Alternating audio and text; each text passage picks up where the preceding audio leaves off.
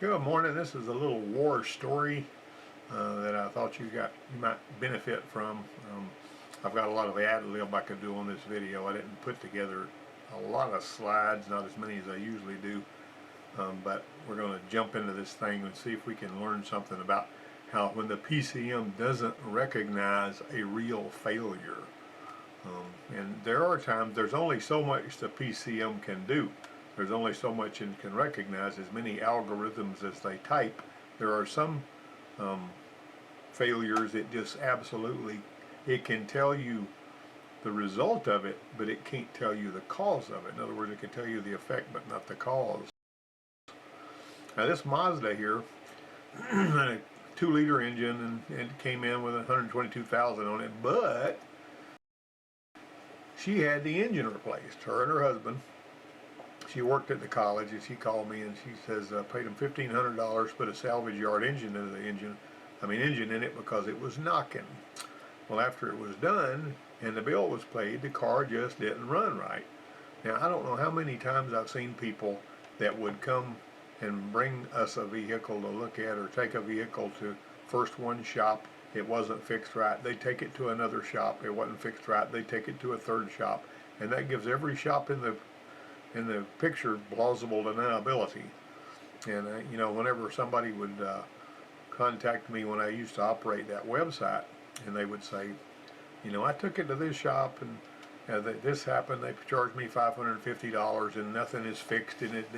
And I said, well, what you need to do before you take it anywhere else is go back to that first shop and tell them you haven't been anywhere else and you're still having trouble, and let them try to straighten it out. And so, for some strange reason, people want to basically leave one shop where it wasn't fixed right and go pay another shop another $400 or $500, and then both shops are saying, not me, not me, not me, you know. And so, anyway, long and the short of it was, she brought it to us, and that was okay because, you know, I was teaching students how to fix cars anyway, and this was a good thing. So she wanted us to check it out rather than taking it back to the shop. That was where I was going with that previous, you know, little tirade I was on. Now, she described the problem as a vibration. And I started thinking of driveline or wheel balance issues, because when I was on the phone with her, she wasn't very good at describing what her problem was. There was an old Cajun fella that I knew down in Texas, and he had, and that's back when vehicles had four-wheel drum brakes on them. And he had bought, you know, a lot of times when you bought a set of brake shoes, you know, you would, you had the kind of, if they were the duo servo type, the brake shoe with the short lining goes to the front and the long lining goes to the back. Well, he had put his own brake shoes on, and he called David Hughes, who was the guy that was running Spence Battery at the time, and he says, after I changed my brake shoes, he's an old Cajun guy, he says, and I go down the road and I hit the brake, I go back where I come from. Which was a funny way to put that. But what had happened was that whenever David drove it, and as soon as he applied the brake, it swapped ends in the road, you know, like you were doing a handbrake turn. And he went back and jacked it up and pulled all the wheels off. And the old boy had put the long shoes on the left front and the right rear, and the short shoes on the right front and the right rear. And it was making two of the brakes work a lot better than two of the other ones. But anyway, so it turned out that the vibration she was talking about, apparently that's all she was noticing, but her husband noticed there were other problems, and I didn't get a chance to talk to him, but she said there was a vibration when the car was idling. Well, we'd seen this on Ford Contours, which were basically the same car. But the thing about it is, these four-cylinder engines that don't have a balance shaft, and they've got a firing event every 180 degrees of crankshaft revolution, have a tendency to jump up and down and jiggle. On those Ford Contours, they had us changing radiator mounts and steering column stuff, because you could feel the engine through the steering wheel just jiggling a little bit. And so I'm saying, well, you know, that was obviously feeling different to her than it did before the engine was replaced. Of course, a lot of the times when they put an engine in there, when the motor mounts and the exhaust system and all that stuff will be kind of bound up, because when they tightened them up, it pinched everything and turned it. And sometimes to get rid of a body boom on various different vehicles, not just Ford Contours, Ford service engineers would tell us to loosen the bolts and nuts on every motor mount and on the entire exhaust system, well, on the exhaust system where it's connected to the engine, and put the car in the transmission in neutral, engine running, put it in reverse, put it in park, and let the engine rock back and forth on its mounts and stuff, and let everything find the place it wanted to be. And then when you put it back in park and switched it off, everything would be, and it helps it, if you're real careful when you're tightening all that stuff back up, that you don't move anything. And that typically, when those mounts weren't bound up and the exhaust system wasn't bound up, everything would be smooth and quiet. Now that's sort of rare, and that was a service engineering trick that was taught to us by Ford. Opposing trouble codes we got a rich code and a lean code. So, well, what is it, one way or another? And I'd seen this combination of codes before, because sometimes one of the ways oxygen sensors get old, and get to where they're better than they used to be not to fail. But in the early days of oxygen sensors, sometimes they would just flatline. And whenever they flatlined, they would, the fuel, well, let me explain this with my next slide. Okay, here's the deal. So the oxygen sensor drifts down into this range here. Well, the engine controller is still in closed loop, which means it's still paying attention to the oxygen sensor and using it to trim the fuel. And so the fuel trim, trying to correct for this, goes to 25%. And it sets a lean code. In other words, it says that it's trying to correct for a lean condition. So a lean condition detected.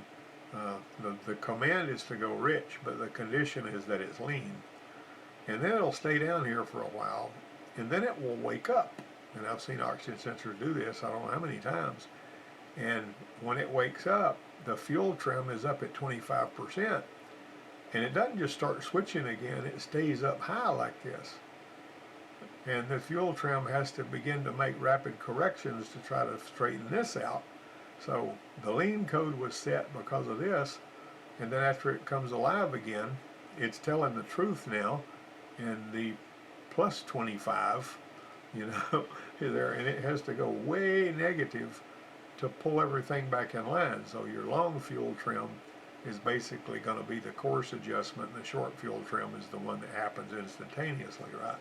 But anyway, this kind of thing can make it set both codes, and it will seem like, well, how can it set a lean code and a rich code at the same time? And this is one of the ways it can do that. Now, there are other factors at work too. But all right, so this Mazda was running really bad whenever we finally got our hands on it. The idle was really rough. The data stream revealed numbers that were anything but proper. We had a negative 25%. It can go higher than, to a higher number than this on some platforms too. Short fuel trim was minus 2%, because this is going to do what it can to balance this out. So if you want to get a true indicator of what's going on, or what has been going on, don't pay as much attention to your short fuel trim as you do your long fuel trim. And this was the minus 25. And this one right here, mass airflow voltage was 1.2, which was a little bit high, and that might explain why this thing was running rich and trying to subtract. But you can't. I'll tell you a little more about that in just a minute. Throttle TP mode was at closed throttle, and the voltage was 0.9. But it was subtracting fuel to correct for a perceived rich condition. Everything else looked normal, except for that voltage. It seemed like it was a little high idling. Now, we hadn't driven it down the road yet. We're just looking at what we see because of this rough idle. Now, if it was idling smooth, we would need to drive it before we went any deeper into this. All right, got to looking at the idle air bleed screw, and that's something that usually is sealed off with something like a little expansion plug. It has to be busted out of there, kind of like the old idle mixture screw, you know, sealed caps on the old carburetors. But anyway, somebody knocked that out of there, and they turned this screw out to try to make it out a little smoother. But all they managed to do was bring this up. Of course, whenever we ran that back in, you know, we went ahead and, well, I'll talk about that again in a minute. Let me tell you about this this idle airspeed here. If there's not a shop manual adjustment that's in there telling you to do this, and you break that seal off of it and you do it, and the EPA people happen to find out about it, and they look at that work order and you wrote that you knocked this out and adjusted the idle air control, you can have to pay a big fine because you did something to the emission system that wasn't in the shop manual, which is pretty spooky. Now, this usually only happens in states where they have emission testing and all that kind of thing, but I have heard of shops and mechanics in some states getting fined for doing stuff to fix a car that wasn't in the shop manual, and it altered the vehicle emissions.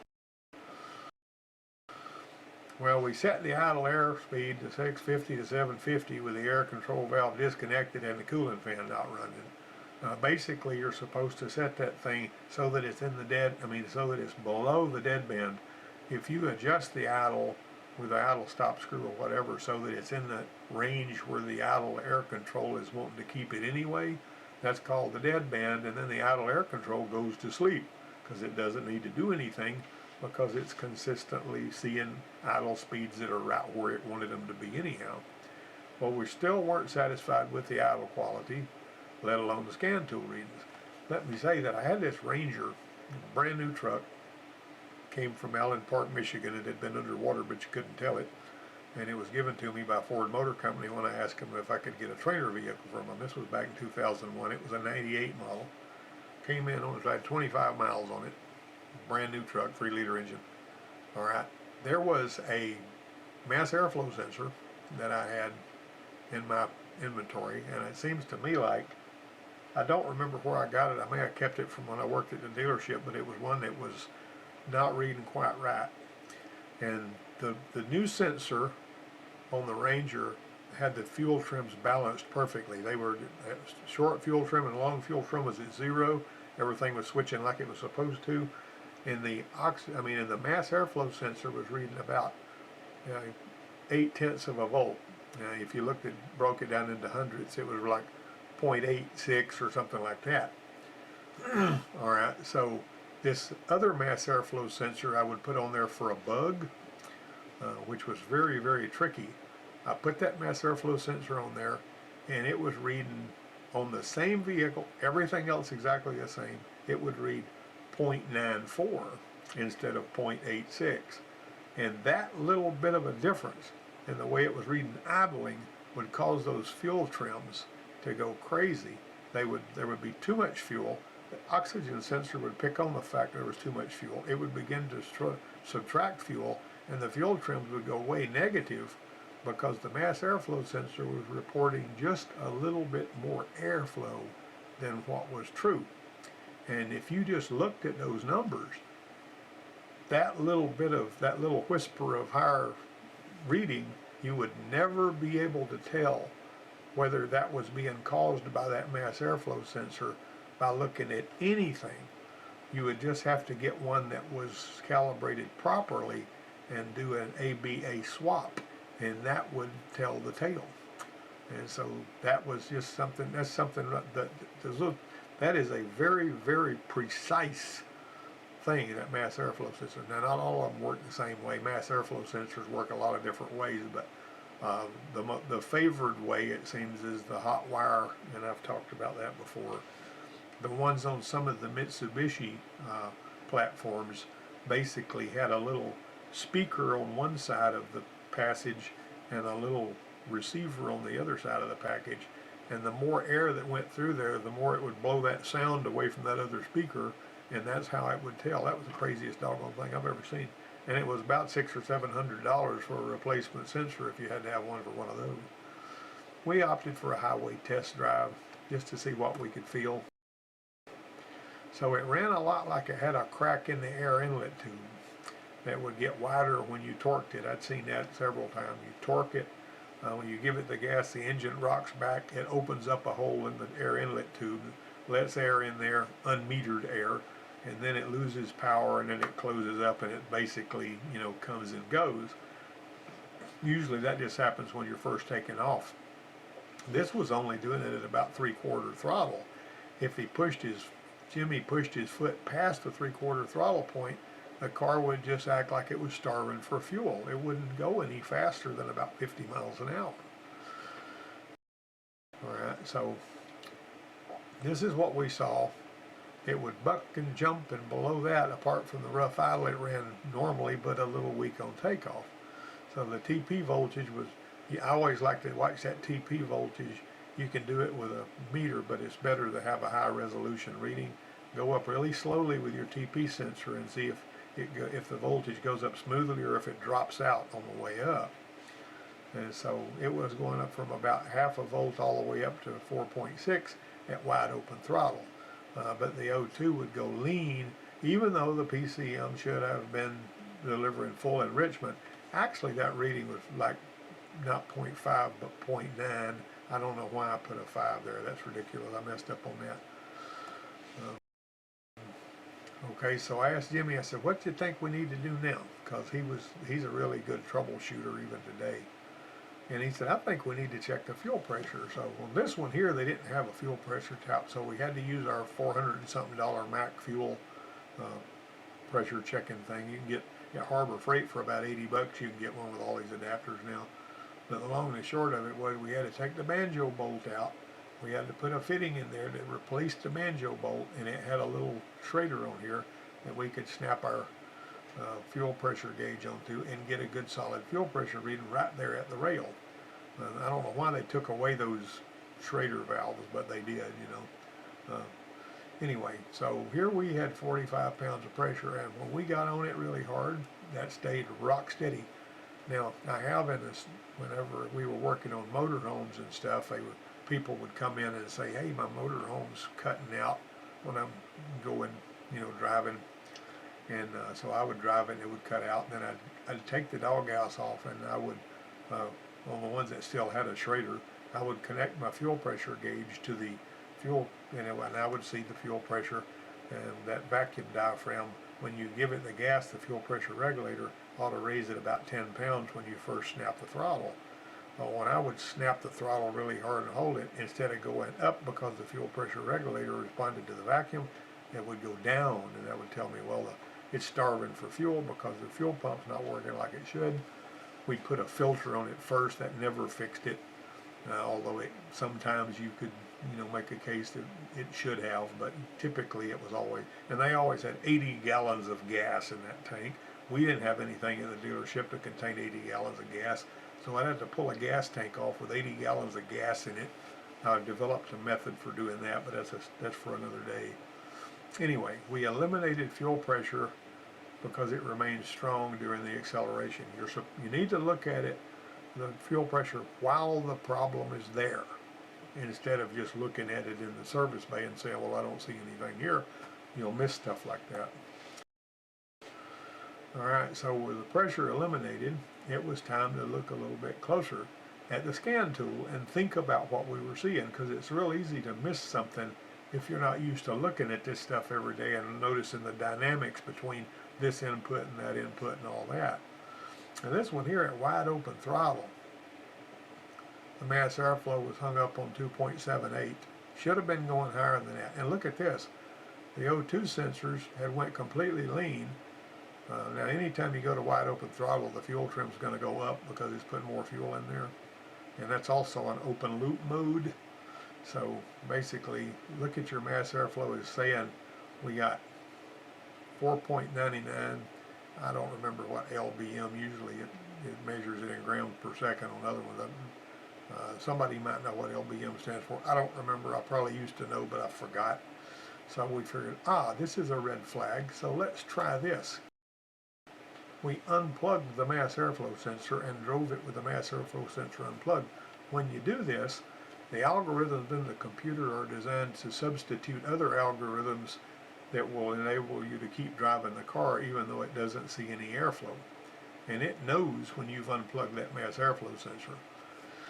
So when we unplugged it, you notice the difference. The same driving conditions, compare what we had down here to what we had up here. 4.28 volts, practically the same, wide open throttle. And look at this, we had 4 volts of mass airflow and 11.77 of LBM. The oxygen sensors were nice and rich. The short fuel trim went high, but only to about 30 instead of 33. This was the deal. That's what the thing was. See, what we basically had was the engine controller had no way of knowing that this wasn't accurate. And so it was doing everything it could based on this input to control the fuel. It wasn't putting enough fuel in there because it wasn't going to violate what it was being told by this mass airflow sensor, which was lying. I also saw this exact same symptom the same way on a Pontiac Aztec one time that we worked on. It wouldn't go over about 50 miles an hour. You unplug the mass airflow sensor and run like a striped ape. All right. Yeah, I say striped ape because people claim they saw a striped ape, but it was running too fast for them to catch it, so they couldn't prove it. That's for you, Mike. A technician that carefully studies. If you look at enough scan tools, every time you get a chance, if you can fit it into your schedule, when you get the vehicle in there, plug the scan tool in and spend 2 or 3 minutes looking at the inputs. Just sitting there idling, give it a little, tap the gas a little bit, look at it, and get used to what those numbers are. You can do the same thing with a scope. And you can also look at your, histogram displays and all this. If you get used to seeing the way it's supposed to be, you can recognize whenever it's not right. Secret Service men don't look at fake money to learn to find fake money because, they're supposed to go after counterfeiters too. What they do is they look at real money until they know the real money's so good, they can instantly spot a phony bill. Well, what I learned to do before we had data stream on Fords was I started checking the voltage on all the sensors. And when it was cold, when it was hot, and every other kind of way, and I learned what was normal for those voltages. And whenever a vehicle came in with a problem, I could look at the voltage on the sensors. It didn't take but a minute or two. And if I saw one that was way out of line, I knew right away what needed to be done. And I got to where I was really good at doing that even before we had scan tools. I got to where I was good at doing that because I figured out, well, if I know what it's supposed to be, I'll know when it's not right. Some of those four-wheel anti-lock brake systems on Thunderbird Super Coupes and all, I had to compile that stuff by writing it all down because I didn't see a lot of those. But sometimes that stuff can be hard to find if you got a whole bunch of inputs and any one of them can be off a little bit and cause the problem. Plug into every normal car you can, gather a mental image of what looks right. That's why people have these on your picoscope. They have I've actually got a waveform library myself from Picoscope Waveform Library. Every time you get a chance to save a normal code that somebody has posted on one of the automotive pages, save them, put them in a folder. Nothing wrong with that, no copyright on that. And then you can actually go back and look at those later and compare the same vehicle under the same conditions. And you'll know, Chrysler on the DRB3 used to have what they called a similar conditions window. It would tell you what the conditions were using freeze frame when the vehicle was being driven and the problem happened, and if you could meet that same criteria driving it, you're pretty likely to duplicate the problem. So anyway, I kind of went on about that, but that's what the deal is. Well, the PCM makes comparisons sometimes to see if there's a problem. This is what a rationality check is like. Okay, so you've got a targeted RPM, and it can be a target, any reading can have a target that the computer can manipulate. Think about the thermostat in your house and how you've got a target temperature, and it basically will turn on the air and turn it off to keep it at that target temperature. Well, that's a feedback loop is what it is. And so on this right here, you got air going through here into the engine. Mass airflow is giving a reading to the computer. All right, the computer tells the idle air control to open up, and then it looks for the mass airflow to increase. You know, it's factoring in whether or not you're moving the throttle too. But let's say it's idling. It looks for this to increase, and it also looks for engine RPM to increase. If either one of those conditions aren't met, it expects this to go up, expects that to go up when it has increased this. See, that's just one example of the many rationality checks that PCMs do. I drew this diagram, by the way. You didn't know I could draw that good, did you? All right, so let me move on. On this one, the rationality checks passed because it had no way of knowing, like I said before, it had no way of knowing that mass airflow was not able to go all the way to the top of its range. So that's what you call an in-range failure. Now, this screen right here reminds me of something that happened one time when I was at the Ford dealer. Sometimes they would have customers come, they'd have me go talk to customers in the write-up area. And this one customer they called me out there to talk to had an Explorer, and it had a mass airflow sensor on it just like this one. It had that screen right there and all that. And so I was talking to the guy before we even opened the hood, and I said, "What kind of problem are you having?" He says, "Well, sometimes when I accelerate, it won't hardly go, and it pings and labor knocks and spark knocks and all. And then other times, most of the time, when I accelerate, it doesn't do anything like that." And I said, "Well, okay, let's just see what we see here." And I had a hunch, you know, and I had never seen this before. But I said, let's just have a look in here. So we took the air cleaner cover off. And when you do that, you're looking at the side of the air filter that's facing up. You know, that's where the clean air is supposed to be coming out to go to the mass airflow sensor. And that little hole that these little hot wires are in is right behind this part of the screen right here. You know, what I found laying in there on his air filter was one side of a cockroach's wing. It was laying on top of the air filter. It couldn't go anywhere. It was trapped in there. And he would give that thing some gas, and that thing may jump up and hit anywhere. But every now and then it would land right in front of that little mass airflow port. And when I said, I bet that's what your problem is. And so I took that roach's wing out and got rid of it. And I said, take this thing and drive it, and if you don't have any more trouble, then you're fixed. And he came back later, the next day, I guess, or whatever, and he says that roach's wing must have been what my problem was, because that took care of the problem. I haven't experienced it anymore. Well, see, the moral of that story is I didn't need to bring that thing into the shop and charge the guy an hour for diagnostics and all that. All I needed to do was listen to what he had to say and surgically repair the thing if possible, and you'll get more customers that way than you will if you sell somebody $500 or $600 worth of work every time they come through the door. There's a whole lot more to making customers happy with you. You know, you make a lot more customers happy that way than you will if you just, you know, clean their plow every time they come in the door.